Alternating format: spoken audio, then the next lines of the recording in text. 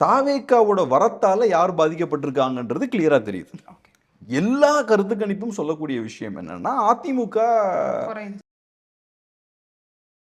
Minimum இவ்வளவு எடுத்துருவாங்க. 0 to 5 seat சொல்லுவேன் தாவேக்காவுக்கு. ஓகே.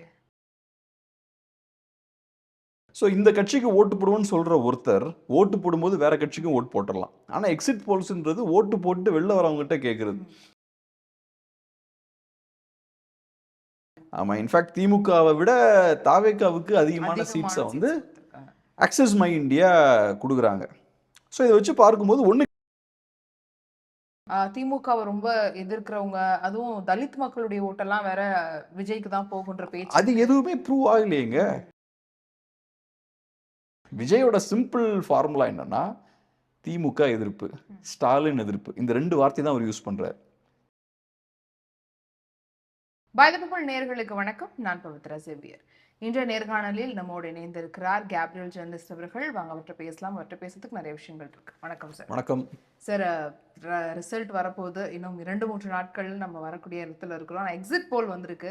85% மேலே வந்து வாக்குப்பதிவு நடந்திருக்கு. ஸோ கண்டிப்பாக ஆட்சி மாற்றம் வரும் அப்படிங்கிற ஒரு டாக்குங்கிறது தேர்தல் முடிந்த 2 நாட்களாக இருந்துச்சு. ஆனால் அதற்கு நேர்மாற எக்ஸிட் போல் வந்திருக்கு. அதிகபட்சமாக எல்லாருமே சொல்லியிருக்கிறது ஆட்சி மாற்றம் வராதுங்கிற மாதிரியான ஒரு ரிசல்ட்டை தான் அவங்க கொடுத்துருக்குறாங்க. இது எந்த அளவுக்கு நடைமுறையில் சாத்தியமாகும்? இதுதான் நடக்குமா? நீங்கள் என்ன நினைக்கிறீங்க? இப்போ முதல்ல டிஸ்கஸ் பண்ணுறதுக்கு முன்னாடி எக்ஸிட் போல்ஸ் வந்து ஒப்பீனியன் போல்ஸை விட கொஞ்சம் ஆக்யூரேட்டாக இருக்கும். ஏன்னா ஒப்பீனியன் போல்ஸ்ன்றது எலெக்ஷனுக்கு முன்னாடி 2 வாரத்துக்கு முன்னாடியோ 2 மாதத்துக்கு முன்னாடியோ கருத்து கேட்பாங்க யாருக்கு ஓட்டு போட போகிறீங்கன்னு. ஸோ இந்த கட்சிக்கு ஓட்டு போடுவோன்னு சொல்கிற ஒருத்தர் ஓட்டு போடும்போது வேற கட்சிக்கும் ஓட்டு போட்டுடலாம். ஆனால் எக்ஸிட் போல்ஸ்ன்றது ஓட்டு போட்டு வெளில வரவங்ககிட்ட கேட்குறது. ஸோ அப்படி இருக்கும்போது இன்னும் கொஞ்சம் கூட ஆக்யூரேட்டாக இருக்கிறதுக்கான வாய்ப்பு இருக்குது. பட் நிறைய நேரங்களில் பொய்யும் சொல்லுவாங்க. ஒரு கட்சிக்கு ஓட்டு போட்டு இன்னொரு கட்சிக்கு போட்டேன்னு சொல்லுவாங்க. பட் இது ஒப்பீனியன் போல்ஸை விட கொஞ்சம் ஆக்யூரேட்டாக இருக்கும். இப்போ வெஸ்ட் பெங்காலெல்லாம் பார்த்தோம்னா ஓப்பனாக சொல்ல மாட்டாங்க.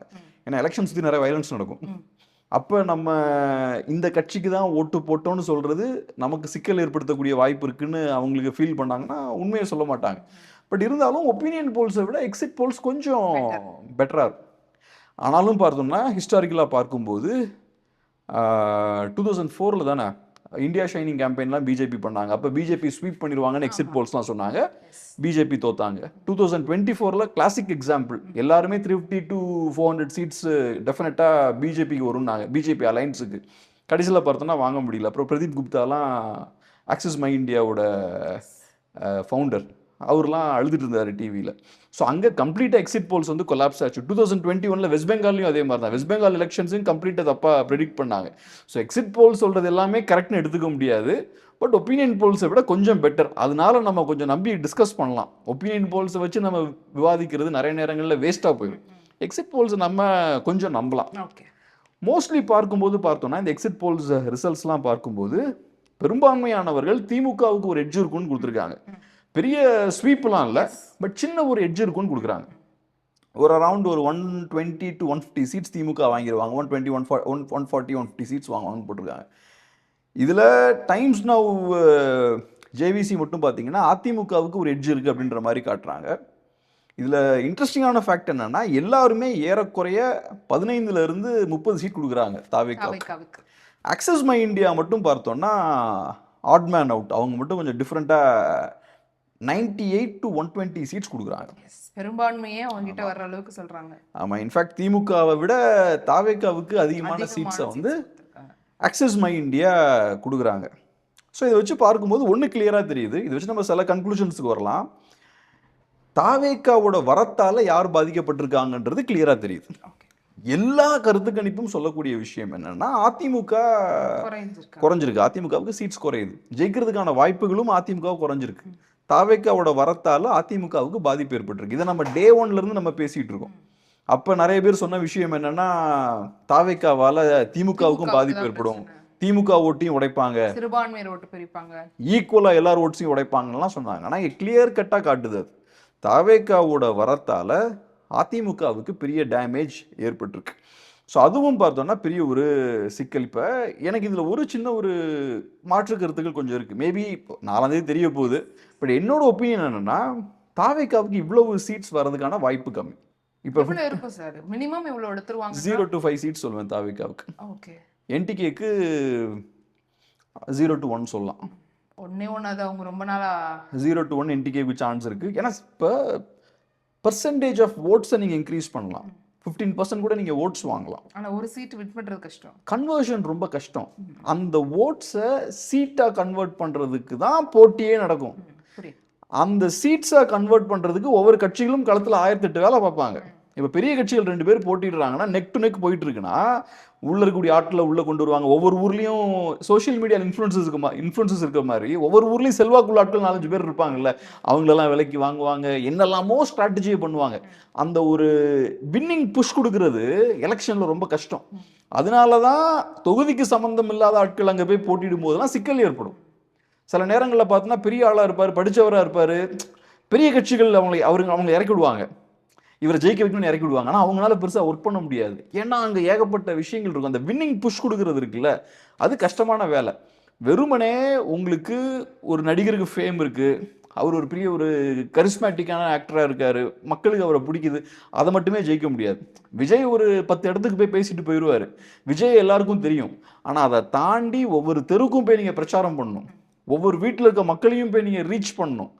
அதெல்லாம் செய்கிறதுக்கு உங்களுக்கு ஒரு கட்சி கட்டமைப்பு வேணும், ஐடியாலஜி வேணும், அரசியல் வேணும், கொள்கை கோட்பாடு வேணும். இதெல்லாம் இருந்தால் தான் விஜயோட அந்த இமேஜ் இருந்தாலும் அதை கன்வெர்ட் பண்ணி சீட்ஸாக மாற்ற முடியும். இந்த கட்டமைப்பு அதிமுக திமுகவுக்கு தான் உண்டு, தாவேக்காவுக்கோ என்டிகேவுக்கோ கிடையாது. என்டிகே கிட்ட நல்ல அரசியல்லாம் இருக்குது, பட் இந்த மாதிரியான பெரிய ஸ்கேலில் கண்டெஸ்ட் பண்ணுறதுக்கான ஒரு அமைப்பு கட்டமைப்பு உங்களுக்கு கிடையாது. வெற்றிங்கிற இடத்துக்கு போகிறதுக்கு எங்கேயோ லேக் ஆகிட்டே இருக்காங்க. அது எக்ஸ்ட்ரா ஒரு புஷ் கொடுக்கணும், அது ரொம்ப கஷ்டமான ஒரு விஷயம். ஸோ அதனால எனக்கு என்னமோ 15 to 30 சீட்ஸ் வின் பண்ணுவாங்களான்றது எனக்கு ஒரு டவுட் தான் தாவேக்கா. அப்படி அவங்க 15 to 30 சீட்ஸ் வின் பண்ணுறாங்கன்னு வச்சுப்போம் தாவேக்கா, அதிமுகவுக்கு இவ்வளோ சீட்ஸ் கூட இருக்காது. இதில் இருக்கிறத விட குறையும். ஏன்னா தாவேக்கா 15 to 30 சீட்ஸ் வாங்குறாங்கன்னா எவ்வளோ ஓட் பர்சன்டேஜ் வாங்குவாங்க? 25% ஓட்ஸ் வாங்குவாங்க. 25% ஓட்ஸ் தாவேக்கா வாங்குறாங்கன்னா அதிமுகவுக்கு இவங்க சொல்ற மாதிரி 50-100 சீட்லாம் வராது, இன்னும் கொஞ்சம் கூட கம்மியாகும். ஸோ அதனால அந்த சிறுபான்மையர் ஓட்டு திமுகவுக்கு போக வாய்ப்பு இருக்கு. இன்னும் ஏற்கனவே திமுகவை ரொம்ப எதிர்க்கிறவங்க, அதுவும் தலித் மக்களுடைய ஓட்டெல்லாம் வேற விஜய்க்கு தான் போகுன்ற பேச்சு. அது எதுவுமே ப்ரூவ் ஆகலையேங்க. இங்க நம்மகிட்ட கிளியரா டேட்டா இருக்கு. இப்ப இது அதிமுக ஜெயிக்க வேண்டிய டர்ன், அதிமுக டர்ன் இது, ஓகேவா? ஒன்று திமுகவுக்கு ஆன்டி இன்கம்பன்சி இருக்கு, இது அதிமுக டெக்னிக்கலா ஜெயிக்க வேண்டிய எலெக்ஷன். பொதுவாக எப்பவுமே திமுக ஜெயிச்சா கொஞ்சம் ரொம்ப ஒன்றும் பெரிய தம்பிங் மெஜாரிட்டிலாம் ஜெயிக்க மாட்டாங்க, ஆவரேஜான விக்டரி தான் கொடுப்பாங்க. அதுலேயும் அதிமுகவோட டேர்ன் வரும்போது ரொம்ப மோசமான இடங்களை தோப்பாங்க. ஆனால் இங்கே பார்த்தோம்னா அதிமுகவோட டேர்ன் வரும்போதும் ஆன்டி இன்கம்பன்சியெல்லாம் தாண்டி திமுகவால் நல்லா பெர்ஃபார்ம் பண்ண முடியுதுன்னு எல்லாருமே கொடுக்குறாங்க. அப்போ நீங்கள் சொன்ன ஃபேக்டர்ஸ் எதுவுமே ஒர்க் ஆகலையே. விஜய் வந்து அதிமுக ஓட்டை தான் பிரிக்கிறாரா? அதான் என்னோட பாயிண்ட். மைனாரிட்டி ஓட்ஸை விஜய் உடைக்க மாட்டார், நான் ஸ்டார்டிங்லேருந்து சொல்லிட்டு இருக்கேன். உடைக்க முடியாது. அது திமுகக்கான பேங்கா? திமுகவுக்கு சொந்தமானதுன்னு ஒன்றும் கிடையாது. ஓட்ஸ் பார்த்தோம்னா அவங்க என்ன மென்டாலிட்டியில் இருக்காங்களோ அது மாறல, அதனால விஜய்க்கு போட போகிறது சிம்பிள். இப்போ மைனாரிட்டிஸ் ஏன் இப்போ திமுக ஓட் போடுறாங்க? சரி, 2021 ஏன் திமுக ஓட் போட்டாங்க? அவங்களுக்கு பாஜகவை வர வைக்கக்கூடாது, அதுதான் மெயின். அது ஒன்று தான் அவங்களுக்கு அஜெண்டா. ஸோ பாஜக வரக்கூடாது. அப்போ பாஜக வரக்கூடாதுன்னா யாருக்கு நம்ம ஓட்டு போடணும்? காங்கிரஸ் கூட்டணியில் யார் இருக்காங்களோ அவங்களுக்கு ஓட்டு போடணும். நேஷனல் லெவலில் காங்கிரஸ் பாஜகவுக்கு எதிராக சண்டை போடுறாங்க, ரீஜனல் லெவலில் காங்கிரஸோட இருக்கக்கூடிய திமுக பாஜகவோட சண்டை போடுறாங்க. அப்போ நம்ம இந்த அலையன்ஸுக்கு போட்டால் பாஜகவை வீழ்த்த முடியும். கொள்கை எதிரின்னு சொல்றாரு, அப்ப விஜயும் நம்பி ஓட்டு போடலாம். அவர் என்ன வேணாலும் சொல்லலாம், ஆனா விஜய்க்கு ஓட்டு போடுறதால நீங்க பாஜகவை வீழ்த்த முடியாது. அவங்க காங்கிரஸ் இருக்கிறதுனால அது வொர்க் அவுட் ஆகுது. பாஜக ஒரு நேஷனல் ஃபோர்ஸ். அப்ப பாஜகவோட கூட்டணி வைக்கக்கூடிய ஒரிஜினல் பார்ட்டி தான் நீங்க ஓட் போட முடியும். பாஜக ஒரு நேஷனல் பார்ட்டி, நேஷனல் லெவல்ல காங்கிரஸால தான் சண்டை போட முடியும். விஜய் இங்க ஒரு 30% ஓட்ஸ் வாங்குறதாலையோ 20% ஓட்ஸ் வாங்குறதாலையோ பாஜகவுக்கு ஒன்றும் ஆக போறது இல்லை. ஸோ அதனால அவங்க ரொம்ப கிளியர் கட்டா இருப்பாங்க. மைனாரிட்டிஸ் பார்த்தீங்கன்னா ஜென்ரலாக எல்லா நாடுகள்லையும் எல்லா ஊர்கள்லையும் கொஞ்சம் விஜிலண்ட்டாகவும் இருப்பாங்க. ஏன்னா அவங்களுக்கு ஒரு சின்ன ஒரு பயம் இருக்கும், அதனால பொலிட்டிக்கலாக ரொம்ப ஓவர் கான்ஷியஸாக இருப்பாங்க. ஸோ அதனால யாருக்கும் சேஃபர் சைடில் இருப்பாங்க, ரிஸ்க் எடுக்கக்கூடாதுன்னு ரொம்ப கவனமாக இருப்பாங்க. ஸோ அதனால மைனாரிட்டி ஓட்ஸ் போகாது. மேபி கொஞ்சம் தலித் ஓட்ஸ் உடஞ்சிருக்கலாம், ஏன்னா அங்கே அதிருப்தி இருக்கு. திருமாவளவன் சைடு ஒரு பெரிய பேக் ஃபயர் ஆயிருச்சு. மேபி ஓட்ஸ் ஷேர் ஆகலாம், நம்ம பார்ப்போம். ஸ்பிளிட் ஆகலாம், தாவேக்காவால் அவங்க ஓட்ஸ் ஸ்பிளிட் ஆகலாம். ஏன்னா இப்போ ஒன்று தலித் அட்ராசிட்டிஸ் நிறைய நடந்துட்டு இருக்கு, அவங்களுக்கு கொடுக்க வேண்டிய ரெப்ரசன்டேஷன் ஒழுங்காக கொடுக்கல, அப்படிலாம் இருக்கும்போது அங்கே அதிருப்தி இருக்கும். எப்போவுமே சில பெரிய இந்த டாமினண்டான கம்யூனிட்டிஸுக்கு பார்த்தீங்கன்னா பொலிட்டிக்கல் சே அதிகமாக இருக்கும். பெரிய கட்சிகளுக்கு பேக்கிங் கம்யூனிட்டிஸ் இருப்பாங்க, அவங்களாம் மோஸ்ட்லி பிசி கம்யூனிட்டிஸாக இருப்பாங்க. ஸோ அப்படி இருக்கும்போது என்ன ஆகும்னா, நம்ம இந்த கட்சியை ஜெயிக்க வைக்கணும்னு அவங்க நினைப்பாங்க. அந்த கட்சியை ஜெயிக்க வச்சா அவங்களுக்கு லாபம் இருக்கும். பட் நிறைய ஒடுக்கப்பட்ட மக்களை பொறுத்தளவு அவங்களுக்கு பொலிட்டிக்கல் ரெப்ரசன்டேஷன் நிறைய நேரங்களில் இருக்காது. அப்படி இல்லாத போது அவங்களுக்கு கோபமும் இருக்கும். ஸோ அவங்களோட ஓட்ஸை வாங்குறது ஈஸி. ஏன்னா இங்கே இழக்கிறதுக்கு ஒன்றும் இல்லைல்ல. திமுகவுக்கு நீங்கள் ஓட்டு போட்டாலும் உங்களுக்கு லாபம் இல்லை, ஓட்டு போடலாலும் லாபம் இல்லை. ஸோ அப்போ அந்த ஓட் ஷிஃப்ட் ஆகிறதுக்கு கொஞ்சம் வாய்ப்புகள் இருக்குது. அது போக இந்த லாஸ்ட் 5 இயர்ஸில் நிறைய அதிருப்தியும் இருக்குது. திமுக ஆட்சியில் நிறைய வன்முறை சம்பவங்கள், வேற நிறைய சிக்கல்களும் இருக்கு. அதை தாண்டி பெரிய லெவலில் திமுகவோட ஓட் பேஸை விஜய் டேமேஜ் பண்ணல. விஜயோட சிம்பிள் ஃபார்முலா என்னன்னா, திமுக எதிர்ப்பு, ஸ்டாலின் எதிர்ப்பு, இந்த 2 வார்த்தை தான் அவர் யூஸ் பண்றாரு. திமுகம்பாரு, ஸ்டாலின் சார்ம்பாரு. சிம்பிள். இபிஎஸ் அதில் தெளிவாக பண்ணல. ஆக்சுவலாக இபிஎஸ் அவர்கள் பார்த்தோன்னா உதயநிதி ஸ்டாலின் அவர்களை டார்கெட் பண்ணாரு, செங்கோட்டையன் அவர்களை டார்கெட் பண்ணாரு. ஆக்சுவலாக இபிஎஸ் அவர்கள் அவங்க பேர்லாம் சொல்லிருக்க கூடாது. ஏன்னா உங்கள் டார்கெட் சிஎம் ஆகணுன்றது. அப்போ நீங்கள் சிஎம் தான் டார்கெட் பண்ணணும். விஜய் பார்த்தீங்கன்னா கரெக்டாக சிஎம் மட்டும் தான் டார்கெட் பண்ணார். ஸோ அந்த நரேட்டிவ் அவங்க ஃபிக்ஸ் பண்ணிட்டாங்க. என்னோட எதிரி வந்து சிஎம் தான், நான் தான் பவருக்கு வரணுன்றதை அவர் ஃபிக்ஸ் பண்ணுறாரு. ஸோ அப்போ வந்து அப்போ யாரோட அரசியல் அவர் கைப்பற்ற முயற்சி பண்ணுறாரு? அதிமுக அரசியலை கைப்பற்ற முயற்சி பண்ணுறாரு. அப்போ அவங்களுடைய ஓட்டு தான் இங்கே ஷேர் ஆகுதுங்கிறத பார்க்குறோம். கரெக்ட். சீமான் அவர்கள் வந்து இப்போ 8% இருக்குது அப்படின்னா அது அடுத்து அதிகரிக்கும். ஏன்னா ஒவ்வொரு தேர்தலில் அது நடந்திருக்கு. ஆனால் இந்த தேர்தலில் தாவேக்கா இருக்குது, விஜய்க்கு ஆல்ரெடி அங்கே ஸ்பிளிட் ஆகுதுங்கிறத பார்க்குறோம். இப்போ சீமானுக்கான ஓட் பேங்கிங்கில் டேமேஜ் ஏற்படுமா? என்னமோ வரும் தான் நினைக்கிறேன். கொஞ்சம் ஓட்ஸ் கம்மியாகவும் நினைக்கிறேன். சொல்லப்படுற இன்னொரு விஷயம் என்னன்னா, 21ல் கமல் கொஞ்சம் ஓட் ஸ்பிளிட் பண்ணார், 21-19லலாம். இப்போ கமல் கிரவுண்டில் இல்லை. மேபி அந்த ஓட்ஸ் வந்து கொஞ்சம் இங்கே வரலான்லாம் சொல்கிறாங்க. பட் எனக்கு என்னமோ என்டிகேவுக்கு கொஞ்சம் ஓட்ஸ் கம்மியாகும் நான் நினைக்கிறேன். சீட் கன்வர்ஷன் இருக்காதுன்னு நினைக்கிறேன். சீட் கன்வர்ஷனும் இருக்காதுன்னு தான் நினைக்கிறேன். பட் என்டிகேவை பொறுத்தளவில் இப்போ தாவேக்கா மாதிரியான கட்சிக்கு டியூரபிலிட்டி இருக்குன்னு எனக்கு தோணல. இன்னைக்கு இருப்பாங்க, நாளைக்கு இருப்பாங்களான்னு தெரியாது. அவங்களுக்கு இந்த ஃபர்ஸ்ட் எலெக்ஷன் தான் அவங்களோட பீக். அதனால தான் 24ல் அவர் நிற்கல. அவருக்கு தெரியும் நம்மளோட ஃபர்ஸ்ட் எலெக்ஷன் தான் நம்மளோட ஃபுல் ஸ்ட்ரென்த் காட்ட முடியும், குறைஞ்சிரும். அதனால நம்ம ஃபர்ஸ்ட் எலெக்ஷனை லோக்சபால பேஸ் பண்ண வேணான்றது தான் இங்கே அவங்க இறங்குறாங்க. ஃபர்ஸ்ட் எலெக்ஷன் இறங்கும் போது ஓரளவுக்கு இம்பாக்ட் அவங்க ஏற்படுத்துறாங்க. பட் இப்போ விஜய்க்கு என்ன சிக்கல்னா, அடுத்த 5 வருஷம் என்ன பேச போறாரு விஜய்? இப்பவே பேசுறதுக்கு ஒன்றும் அரசியல் 2 இயர்ஸாக அவரால் எதுவும் ஃப்ரெஷ்ஷாக பேச முடியல. ஃபர்ஸ்ட் டைம் பேசும்போது பயங்கரமான ஒரு கவரேஜ் கிடைச்சது ஃபர்ஸ்ட் மாநாட்டில் பேசும்போது. அதுக்கப்புறம் பார்த்தா ஏறக்குறைய ஒரே விஷயத்த திரும்ப பேசிக்கிட்டே இருக்காரு. ஸ்டாலின் சார்ன்றாரு, திமுகன்றாரு. சில நேரங்களில் கண்டென்ட்டே இருக்காது. திமுக எதிர்ப்பு மட்டும்தான் அதில் இருக்கும், வேற எதுவுமே இருக்காது. இதை திரும்ப பேசிக்கிட்டே இருந்தாருன்னா மக்களுக்கு சலிப்பு ஏற்பட்டுரும். 2வது, விஜயோட ரசிகர்களை பொறுத்தளவில் நிறைய பேர் சொல்றது என்னன்னா, அவருக்கு வெறித்தனமான ரசிகர்கள் இருக்காங்க, என்னன்னாலும் அவங்க விட்டுட்டு போக மாட்டாங்க. விஜயோட ரசிகர்கள் எதிர்பார்க்கறது விஜயை ஒரு ஹீரோவா, வெற்றியாளனா பார்த்துட்டு இருக்காங்க. விஜய் அவங்க நினைக்கிற அந்த ஹீரோயிசமை அரசியல் விஜயால பண்ண முடியாது. அதை இவங்களால ஏத்துக்க முடியாது ரசிகர்களால. தோல்விகளை ஏற்க மாட்டாங்கன்றீங்களா தாவேக்கா? இப்ப சினிமால ஏன் விஜய் ரசிகர்கள் விஜயை கொண்டாடுறாங்கன்னா, வெற்றி கொடுக்குறாரு, பாக்ஸ் ஆஃபீஸ் சக்சஸ் கொடுக்குறாரு, 500 கோடிம்பாங்க, 1000 கோடிம்பாங்க, விஜயோட சம்பளம் அவ்வளவு கோடிம்பாங்க. ஆமா, விஜயோட படம் 100 நாள் ஓடிச்சும்பாங்க, பாக்ஸ் ஆஃபீஸ் ரெக்கார்டை பிரேக் பண்ணிருச்சும்பாங்க, அஜித்தை விட ஓவர்டேக் பண்ணி போயிட்டார், ரஜினியை ஓவர்டேக் பண்ணிட்டாரும்பாங்க. இதெல்லாம் விஜய் அங்க டெலிவர் பண்றாரு. ஆமா, விஜய் அடிச்சுக்க ஆள் இல்ல. ஆனால் அரசியல் வந்து சினிமா மாதிரி கிடையாது. சினிமாவில் ஜெயிக்கிற மாதிரி அரசியல் ஜெயிக்க முடியாது. இப்போ நான் சில விஜய் ஆதரவாளர்கிட்ட பேசும்போது விஜய்க்கு 70% ஓட்டு வரும் சார்ன்றாங்க. அப்போ அது காட்டக்கூடிய விஷயம் என்ன? அவங்களுக்கு அரசியல் புரியல. 70% ஓட்டு ப்ராக்டிக்கல் கிடையாது. மேபி 15 to 25 நீங்கள் சொல்லலாம். அதுவுமே நீங்கள் ரசிகர்கள்னு சொல்லலாம். இப்போ நான் அப்படி சொல்ல மாட்டேன். ஓகே 15 to 25 நீங்கள் சொல்லிக்கோங்க. ஆனால் 17 சொல்றது இம்பாசிபிள். ஆமாம், அப்போ உங்களோட எக்ஸ்பெக்டேஷன் அந்த மாதிரி இருக்கு. எப்படி மெர்சல் படம் பாக்ஸ் ஆஃபீஸை ஸ்வீப் பண்ணுச்சோ அதே மாதிரி ஸ்வீப் பண்ணணும்னு நீங்கள் நினைக்கிறீங்க. இப்போ விஜய் இருக்கிறாங்கிறதே ஒரு கவலைக்கிடமான. அதனால இப்போ விஜயோட ரசிகர்களுக்கு 15-20% ஓட்ஸ் அவங்க பார்க்குறாங்கன்னா அக்செப்டன்ஸ் இருக்கு, அவங்களுக்கு அந்த பூஸ்ட் கிடைக்காது. இவர் முன்னாள் நீதிபதி கூட ஒரு பைட் கொடுத்திருந்தார்ல சார், இப்போ தேர்தல் முடிவு எதுவா இருந்தாலும் அந்த மனநிலை ஏத்துக்கிற மாதிரி இளைஞர்கள் இருக்கணும் அப்படிங்கிற மாதிரி சொல்லியிருந்தார்கள். அதனுடைய நோக்கமும் தாவேக்காவை சேர்ந்தவங்களுக்கு தான் அவர் சொல்றாருங்கிறது புரிஞ்சுக்க முடியுது. ஏன்னா பெரும் தோல்வி ஆயிட்டாலோ இல்லை எதிர்பார்த்த மாதிரியான வெற்றி இல்லைனாலோ அதை ஏத்துக்கிற மனப்பான்மையில இளைஞர்கள் இருக்கணும், எந்த ஒரு தவறான நடவடிக்கைக்கு போயிடக்கூடாது அப்படின்னு. அது எவ்வளவு முக்கியம்னு நினைக்கிறீங்க? அது கரெக்ட் தானா? ஏன்னா அவங்க ஸ்டாண்டர்ட் ரொம்ப ஹையா செட் பண்ணிருப்பாங்க. இவங்க என்ன நினச்சிட்டு இருக்காங்கன்னா, விஜய் ஒரு சூப்பர் ஹீரோ மாதிரி நினச்சிட்டு இருக்காங்க.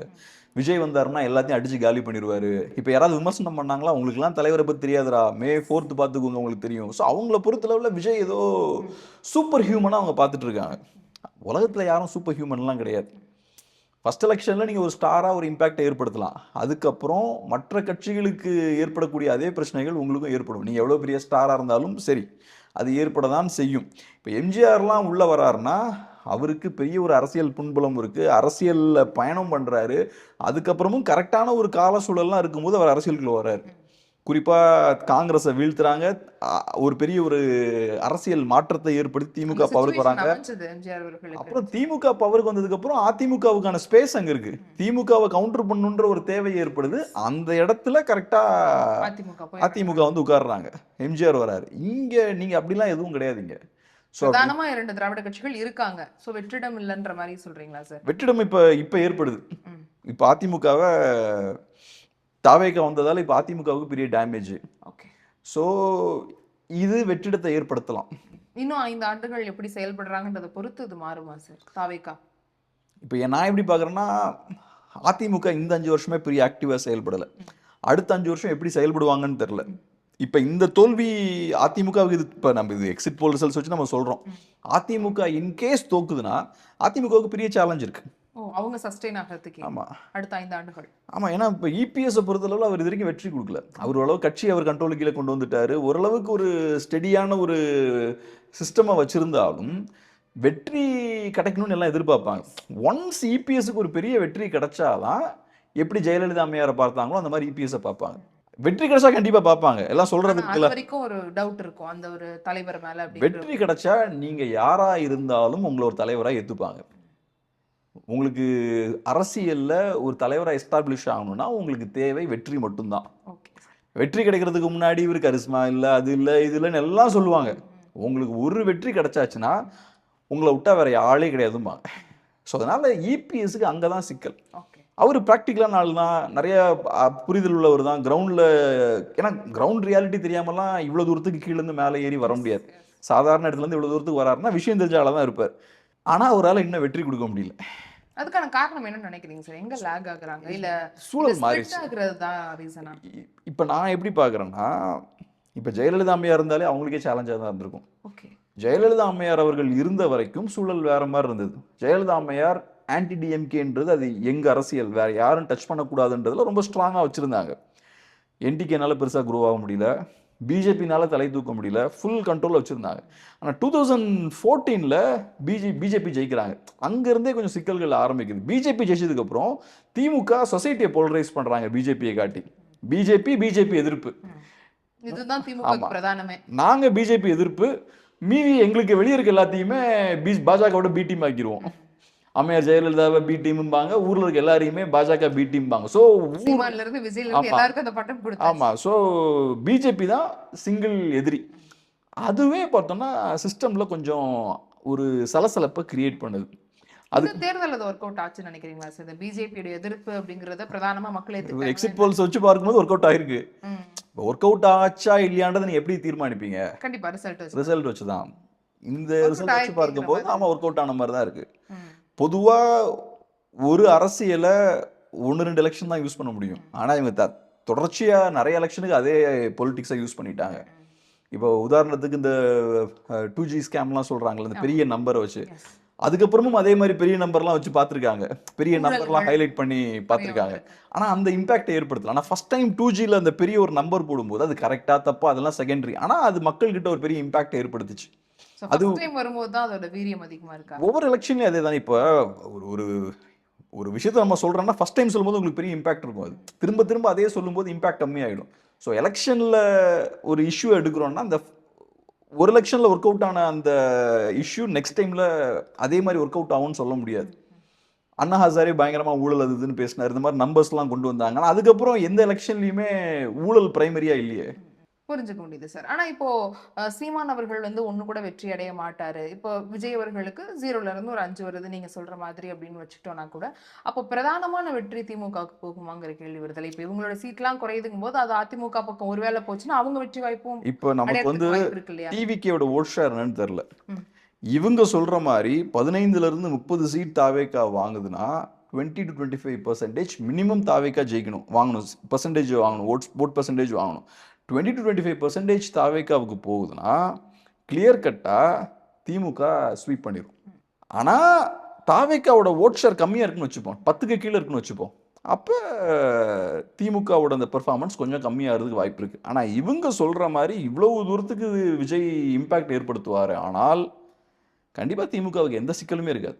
கம்ஃபர்டபுளாக அவங்க ஸ்வீப் பண்ணிடுவாங்க. எனக்கு தெரிஞ்சு இவ்வளவு சீட்ஸ் விஜய் வாங்குறாருன்னா திமுக 120 to 140 இருக்காது, 150 ப்ளஸ்க்கு போயிடுவாங்க. ஏன்னா கிளியர் கிட்ட அவங்க ஓட்ஸ்லாம் ஸ்ப்ளிட் ஆகுது. அகைன் வர்றது அப்படிங்கிறது திமுகவுக்கு ஒரு பெரிய கம்பேக்காக இருக்குமா sir? Comeback in the sense இவங்க 2வது முறை வெற்றி பெற்றதே இல்லைங்கிற ஒரு வரலாறு வச்சிருக்காங்க. ஃபர்ஸ்ட் 2 தடவை ஜெயிச்சிருக்காங்க. ஆனால் இப்போ திமுகவுக்கு என்ன சிக்கல்னா, அதிமுக 2 தடவை ஜெயிச்சா கூட அதிமுகவுக்கு அந்த வெற்றியை ஹேண்டில் பண்ண முடியும். இப்போ வெற்றியை பெரும் தோல்வி வரும்னு சொல்லுவாங்க இல்லையா, அதை எதிர்கொள்ள வேண்டிய இடத்துக்கு ஆளாவாங்களோ? இப்போ நான் முக்கியமாக அதில் பார்க்குறது என்னன்னா, இதில் இந்த சிஸ்டம் ஸ்டேட்டஸ்கோ டிஸ்டர்ப் ஆகுதுங்க, அதுதான் முக்கியமான விஷயம். அதிமுக திமுகன்னு வண்டியை ஓட்டிகிட்டு இருந்தாங்க, இப்போ அந்த ஸ்டேட்டஸ்கோ இங்கே டிஸ்டர்ப் ஆகிருக்கு. இப்போ அதிமுக ரொம்ப எக்ஸ்ட்ரீமாக வீக்காக இருக்காங்க. நாளைக்கு இன்னும் கொஞ்சம் வீக் ஆனாங்கன்னா இந்த ஸ்டேட்டஸ்கோ இருக்குது திமுக அதிமுக, இதில் ஒரு கட்சி தூக்கிட்டீங்கன்னா அடுத்த கட்சியும் கீழே வந்துடும். ஓகே, டெமோக்ராட்ஸ் இருக்க வரைக்கும் தான் இன்னொருத்தருக்கும் அங்கே வேலை இருக்குது, அப்போ தான் ஒரு பேலன்ஸ் இருக்கும். சில ஸ்டேட்ஸில் வேறு மாதிரி இருக்கும். இப்போ வெஸ்ட் பெங்கால் எடுத்திங்கன்னா இந்த பேலன்ஸ் இருக்காது. அங்கே ஏதாவது ஒரு பார்ட்டி கம்ப்ளீட்டாக டாமினண்ட்டாக இருப்பாங்க. 34 இயர்ஸ் பார்த்தோன்னா கம்யூனிஸ்டுகள் இருந்தாங்க, இடதுசாரிகள் இருந்தாங்க, அதுக்கப்புறம் 15 இயர்ஸ் இப்போ மம்தா இருக்காங்க.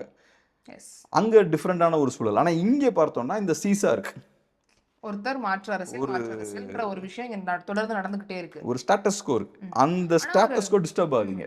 தொங்கு சட்டசபை வருங்கிற பேச்சு வந்துட்டு இருக்குல்ல சார் இந்த தேர்தலை பொறுத்த வரைக்கும். ஏன்னா யாருக்கும் பெரும்பான்மை இல்லாம இப்போ 118ங்கிறத வந்து ஒரு 110க்கு வராங்க, ஒரு 8 அந்த மாதிரி ஏதோ ஒரு இடத்துல ஒரு சின்ன நம்பரா இருந்தாலும் ஒரு தொங்கு சட்டசபை வர்றதுக்கான வாய்ப்பு இருக்குன்னு பேச்சு போகுதுல. இப்போ தொங்கு சட்டசபை வரும்ன்றாங்க, அதிமுகவும் தாவேக்காவும் கூட்டணி வச்சிருவாங்கன்றாங்க.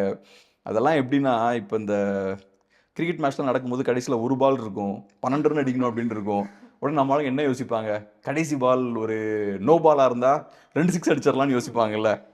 ஒரு இம்பாசிபிளாக நம்ம யோசிப்போம்ல, அந்த மாதிரியான ஒரு இமேஜினேஷனை தான் நான் பார்க்குறேன். ஏன்னா இப்போ ஒரு கூட்டணி ஃபார்ம் பண்ணுறதுக்கான ஸ்பேஸ் இருக்கான்னு நீங்கள் பார்த்தீங்கன்னா அந்த கூட்டணி எலெக்ஷனுக்கு முன்னாடி ஃபார்ம் பண்ணணும். எலெக்ஷனுக்கு முன்னாடி நீங்கள் ஃபார்ம் பண்ணிட்டீங்கன்னா ஓட்டு உடையாது. இப்போ விஜய்க்கு ஒரு 20% ஓட்ஸ் வரும்னு வச்சுருப்போம், ஏடிஎம்கேக்கு ஒரு 30% ஓட்ஸ் வரும்னு வச்சுப்போம். அது விஜய்க்கும் பிரோஜனம் இல்லை, ஏடிஎம்கேக்கும் பிரோஜனம் இல்லை. விஜய்க்கு சீட்ஸ் அது கன்வெர்ட் ஆகாது, ஏடிஎம்கேவோட சீட் கன்வர்ஷன் அது கம்மி பண்ணிடும். ஸோ ஆன் பேப்பர் பார்த்தா 30 + 20 50% இருக்கும். ஆனால் நீங்கள் ஆமாம் வின்னிங் சீட்ஸ்னு பார்த்தா ஒன்றுமே இருக்காது. போஸ்ட் எலெக்ஷன் அலைன்ஸ் நீங்கள் ஃபார்ம் பண்ணுறீங்கன்னா ஒன்றுமே உங்களுக்கு இருக்காது. எதிர்கட்சி கைக்கு எல்லா சீட்ஸுமே போயிடும். அப்ப வின் பண்ற சீட்ஸ் தான் முக்கியம், அதுக்கப்புறம் கூட்டணி சேர்ந்தா எவ்வளவு ஜெயிச்சிருக்காங்கன்றது தான் முக்கியம். ஆமா, பெர்சன்டேஜ் ஒன்றும் பெரிய. ஸோ அதனால விஜய் நிறைய சீட்ஸை வாங்குறாருன்னா தொங்கு சட்டசபைக்கெல்லாம் சான்ஸே இருக்காது. ஓகே, அந்த பக்கம் டிஎம்கேக்கு அது பாசிட்டிவ். ஏன்னா இப்போ நீங்க தொங்கு சட்டசபை வேணும்னா என்ன மாதிரி சூழல் இருக்கணும்? ஒன்று திமுக நல்லா பெர்ஃபார்ம் பண்ணக்கூடாது, ஒரு 100 சீட் திமுக அலைன்ஸ் வாங்கியிருக்கணும். அப்புறம் அதிமுக ஒரு 100 வாங்கியிருக்கணும், மீதி 30 யார் வாங்கியிருக்கணும்? விஜய். அதுல ஒரு 20 இல்ல 25 அது வாங்கியிருக்கணும். ஸோ என்னோட பாயிண்ட் என்னன்னா, விஜய் அப்படி 30 சீட் வாங்குறாருன்னா திமுக 100 சீட்ல நிக்காதுன்றேன். 150 தாண்டிருங்கிறீங்க. சரி, ஓகே சார், பார்க்கலாம் சார். ஏன்னா விஜய் 30 சீட் வாங்குறாருன்னா அவர் 20% ஓட்ஸ் மினிமம் வச்சிருப்பாரு. நான் சொல்றது ரொம்ப பேர் மினிமம் 20% வச்சிருப்பாரு கண்டிப்பா. ஸோ அப்போ அதிமுகவுக்குலாம் கன்வர்ஷன் இருக்காதுங்க.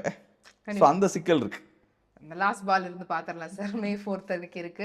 கண்டிப்பா தேர்தல் முடிவு வந்ததுக்கு அப்புறம் மற்றும் ஒரு சந்திப்பில் இன்னும் நிறைய விஷயங்கள் பேசலாம். எங்களுக்காக நிறைய கருத்துக்கள் பகிர்ந்துக்கிட்டீங்க. உங்களுடைய நேரத்துக்காகவும் உங்க கருத்துக்களுக்காகவும் ரொம்ப நன்றி. நன்றி.